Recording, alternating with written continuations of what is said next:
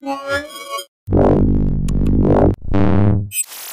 I'm Roland from Mobile Geeks, and what we have right here is the ASUS FonePad 7.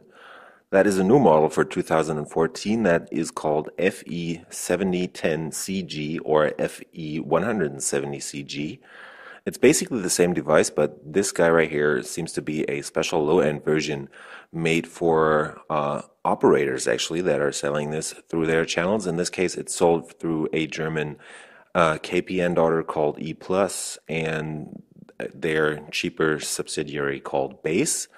This guy comes in at just 130 euros without a contract, and it supports dual SIM, 3G calling functions, and you can surf the web at speeds of up to 42 megabits a second. It's a super low-end 7-inch tablet that has decent specs and is of the typical ASUS quality actually, so it's pretty well made actually.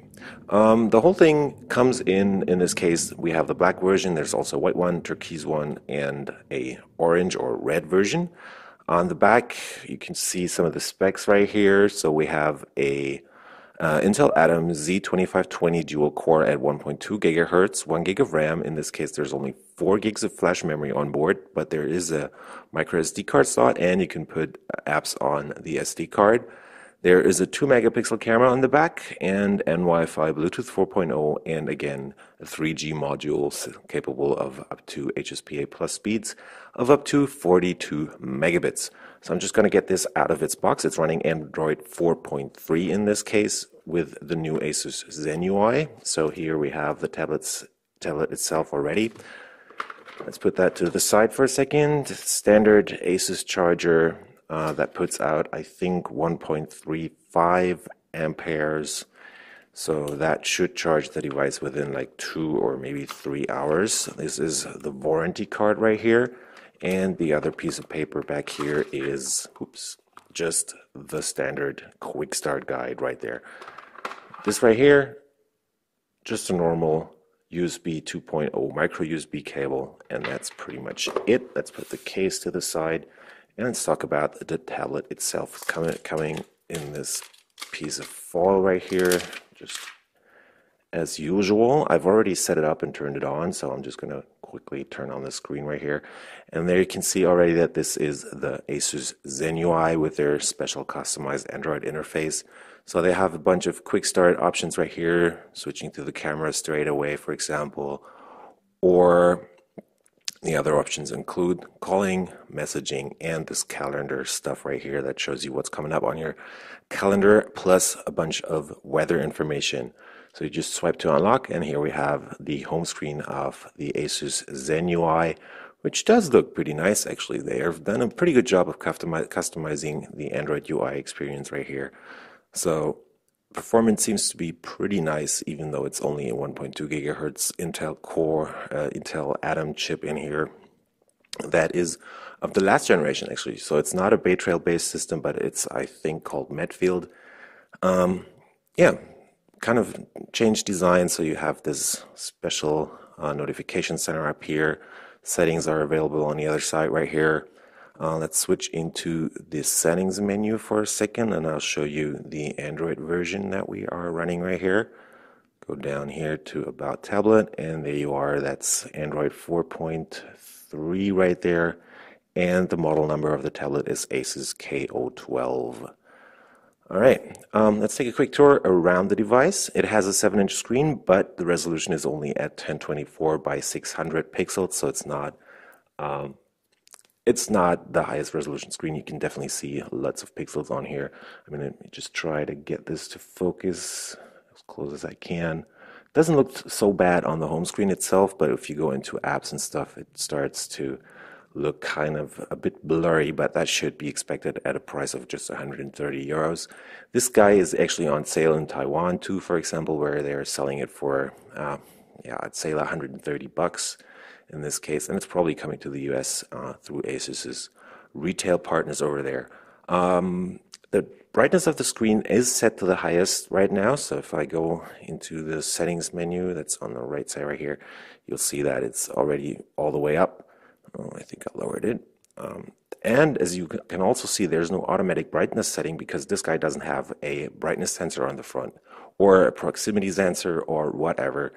It can only turn off the screen when you start calling and you move it up to your ear. I think then that's when they turn off the screen.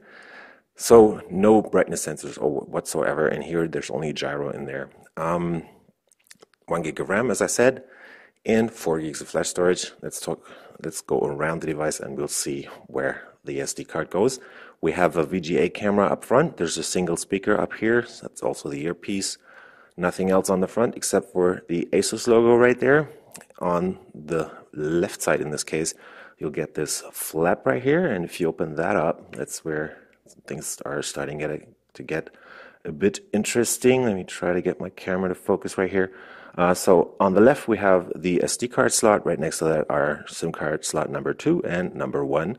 That's where you can put 2 micro SIM cards and use them for calling as well as surfing the web at HSPA plus speeds. A 2 megapixel camera on the back, including autofocus. Super low resolution actually, but they do include a autofocus in here. And you also have this plastic back that has a structure to it, so it doesn't really attract fingerprints except when you have sweaty fingers like I do right now. But that looks pretty decent, and yeah, that's pretty much it. On the left side, on the right side, you get the power button right here and the volume marker. Up top are the headset jack there and the micro USB 2.0 port, and that's pretty much it. So the whole thing weighs in at 290 grams in this case, and it's just over 10 millimeters thick, containing a 3950 milliamp hour battery. So that's a 15 watt hour battery that should definitely give you a decent runtime of about a day, I would guess. 7 to 8 hours would be my estimation right here. So this has been a quick look at the ASUS FonePad 7, and just to give you a quick comparison size-wise, I have the ASUS FonePad 6 Full HD right here, which has basically exactly the same design, so they've definitely taken cues from the older model's design right here. And yeah, so that is a chunk of that's pretty much a lot bigger on the FonePad 7 on the new one, although the old one doesn't run the new Zen UI. I hope they update that shortly. And before I forget about it, I just wanted to quickly show you how this device performs in the browser or the general performance. So here we have a website on the German Mobile Geeks, and it does definitely load pretty nicely, and there's pretty much no stutter when scrolling or anything, so that seems to be of a pretty nice performance. If I go into the keyboard right here, you'll actually see that it is not the fastest device, and it also kind of acts weird from time to time. So the keyboard shows up and then goes away, like you saw right there. Maybe that's because of my not really great skills at using those devices, but actually it is kind of a slow keyboard, so that's the only point where you will notice that the device only runs at 1.2 gigahertz. Maybe if you switch to the standard Android keyboard, that performance gets a bit better, but there's also tons of apps open right now. But I noticed that earlier, even when I only set up the device a bit earlier today. If you switch through the menus, there shouldn't be any problems performance-wise, so definitely seems to be well optimized in this case. So that's just been a quick look at the ASUS FonePad 7 FE7010CG or FE170CG in this case, depending on where you buy those devices. They're probably going to be the same. I was rolling with Mobile Geeks, and I'll see you later. If you like our videos, subscribe to the channel, give us a like, follow us on Facebook, Google+, and Twitter, and visit the websites mobilegeeks.com and mobilegeeks.de, and we'll see you later. Bye.